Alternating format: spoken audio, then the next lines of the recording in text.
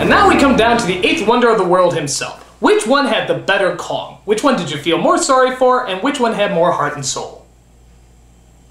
I don't know, but I don't think either of them can compare to Amy. Nobody was more compassionate and heartfelt than her. Tickle me. Ew.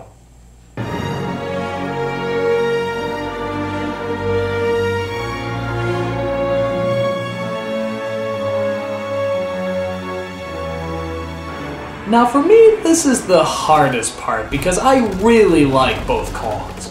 And again, you'd think it's an effects thing, but it's really not. It's just that they're both really well portrayed. They both have a big heart and both fall in love with our main lead, but there are definitely some major differences. In the original, Kong is much more animalistic. The way he moves and the way he acts is much more like an actual ape.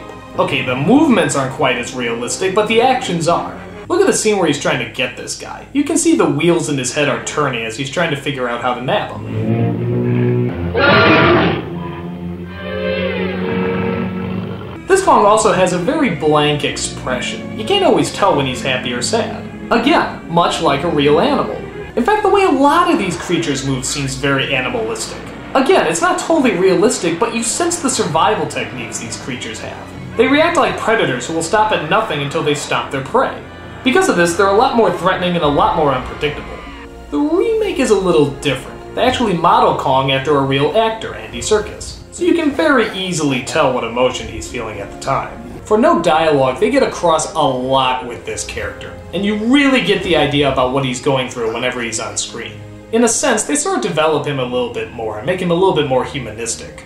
The only downside is that it's not very animal-like. Not that animals don't feel anything, I know they do, but they're creatures of instinct first. Plus, when you look at an animal, it's very hard to figure out what they're feeling or thinking. That's why so many of them are unpredictable.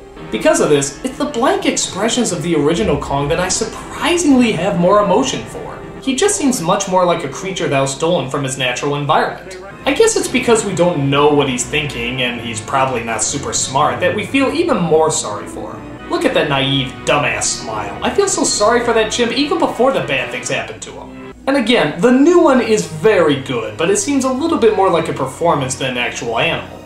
It moves more like an animal, but doesn't act as much as an animal. And even though I feel sorry for him, I feel more sorry for the original. He just seems more helpless to me in some way. And in the end, you're always going to feel more sorry for the more helpless creature. Point goes to the old. What are you, a Bolshevik or something?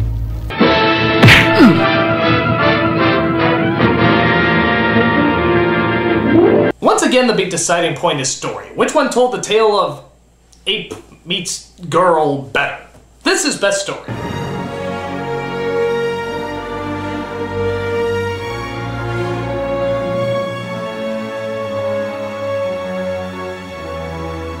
Both of these films have very similar stories, but the newer one seems to go into a lot more detail. In the original, everything is sort of vague, which I guess is the idea, surrounding everything about the adventure and mystery. In the new one, though, we get a lot more background. We see the deciding point for when the director goes to the island, we see Darrow's job before she tags along with him, and we spend quite a bit of time on the boat before we even get to the giant ape. Too long! I became so fucking sick of this boat and these damn people on it. I know what they're trying to do. They're trying to hold themselves to that rule of Jaws where you wait an hour to show the monster, but this is way too fucking long. And half the people on the ship aren't that interesting anyway, so you're just kind of stuck there. I mean, who's gonna entertain me? Adrian Brody?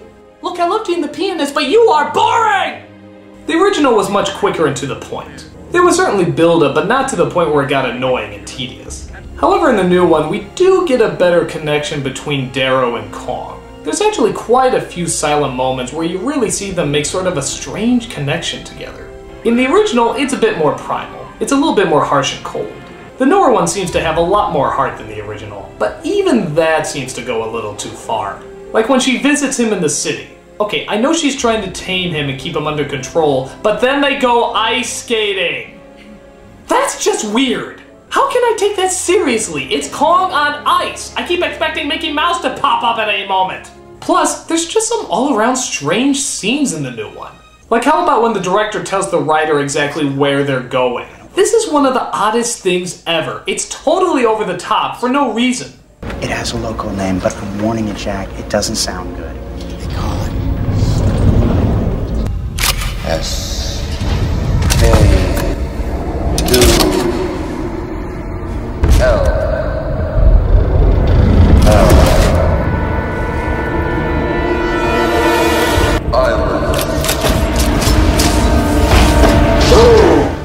Skull? Skull? You mean like that thing in my head? My God. Skull. Oh, no. Skull! Santa Maria! Skull! No! No! This can't be a secret any longer! The people must know! Skull! Skull! Skull! Skull!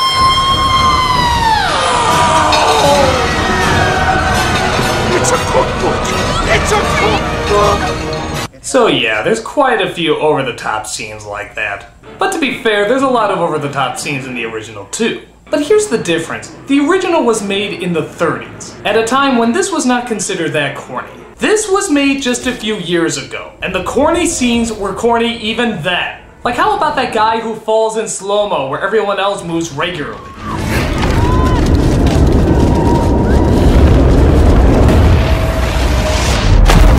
Why was his fall such a big deal? Was he the director's brother or something?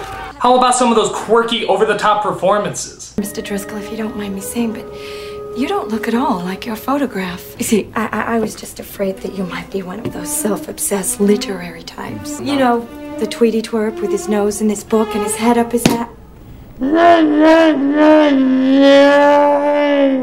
Or how about that cutting frames trick that's never been fucking cool? Little stuff like that really adds up in the long run. And even though there's a lot of really good things about the newer version, the original just tells the story better. There's no tricks, no avant-garde or artsy way of showing things, it's just the straightforward story. So when everything is added up, it really does seem like that the original King Kong is the superior film. Point goes to the old, the better movie.